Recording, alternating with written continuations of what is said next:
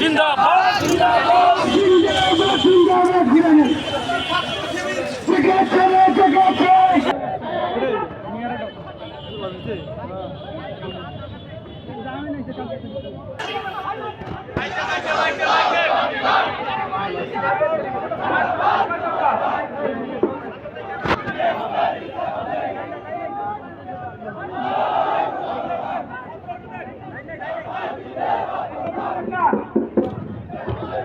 أعوذ بالله من الشيطان الرجيم بسم الله الرحمن الرحيم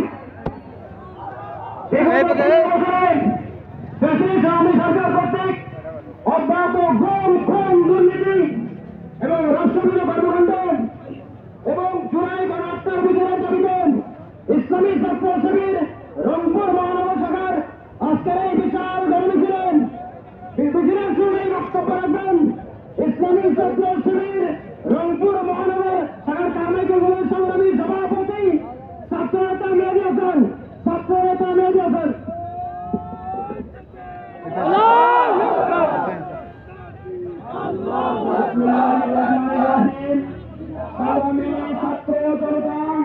আসসালামু আলাইকুম ওয়া রাহমাতুল্লাহ।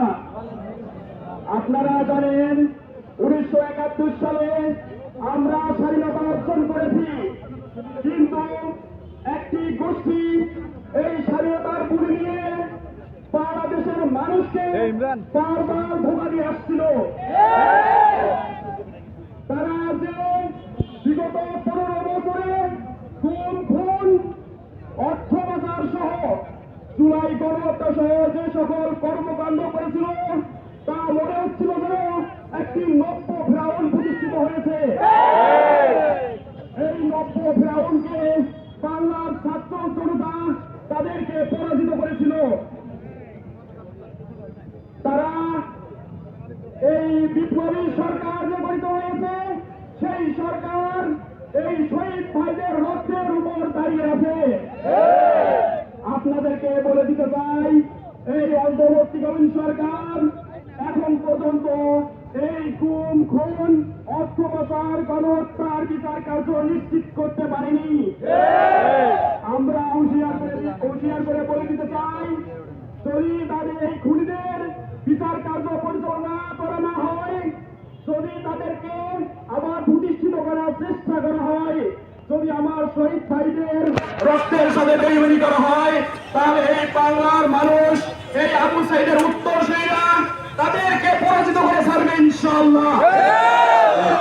যদি আমাদের ভাইয়েরা শহীদ হতে জানে, শহীদ আবু সাইদ একটি মাত্র তারা শহীদ করে দেওয়ার মাধ্যমে তারা মনে করেছিল এই দেশের ছাত্র সমাজকে তারা নিশ্চিহ্ন করে দিয়েছে।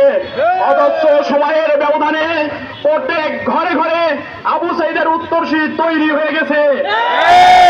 যদি কোনোভাবে আমাদের এই স্বাধীনতা সার্বভৌমত্ব নিয়ে ছিনিমিনি করা হয়, যদি আমাদের স্বাধীনতার প্রতি কোন প্রকার হস্তক্ষেপ করা হয়, তাহলে আমাদের বাংলাদেশ ইসলামী ছাত্র শিবির তাদেরকে রুখে দেওয়ার জন্য প্রস্তুত আছে। যদি বাংলাদেশের মাটি ও মানুষকে নিয়ে আবারও ষড়যন্ত্র করার চেষ্টা করা হয়, তাহলে বাংলাদেশ ইসলামী ছাত্র শিবিরকে অতন্ত্র প্রহরী নিয়ে ভূমিকা পালন করতে হবে।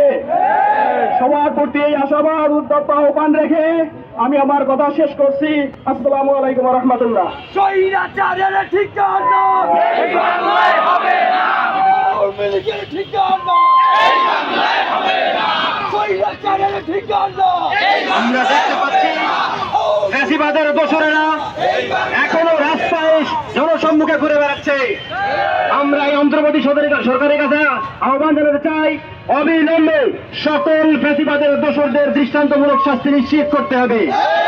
এই প্রিয় সংগ্রামী উপস্থিতি, এ পর্যায়ে বক্তব্য রাখবেন বাংলাদেশ ইসলামী ছাত্র শিবির রংপুর জেলা শাখার সংগ্রামী সভাপতি ছাত্রনেতা ফিরোজ মাহমুদ।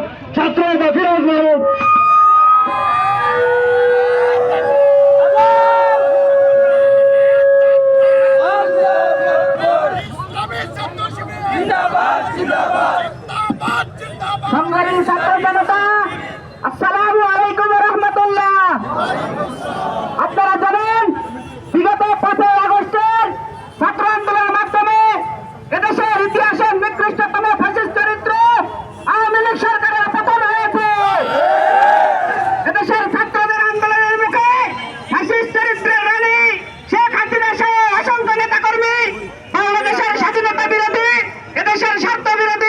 পার্শ্ববর্তী